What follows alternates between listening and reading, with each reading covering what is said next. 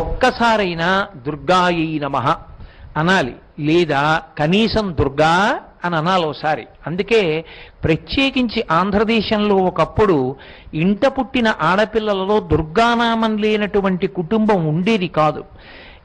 ప్రతి ఇంట్లోనూ ఒక ఆడపిల్లకి దుర్గా అన్న పేరుతో ఉండేవారు.